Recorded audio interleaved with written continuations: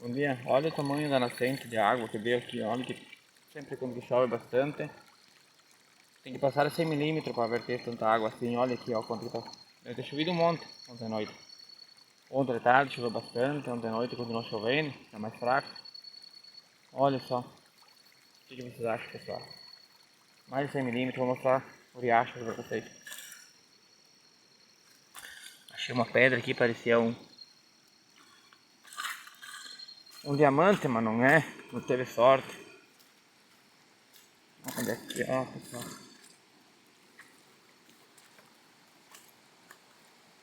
Olha a água no riacho. Aqui eu vou mostrar para vocês onde estava seco há pouco tempo atrás. Olha a situação como que está agora. Olha, tudo verdinho. Olha só, pessoal. O que vocês acham?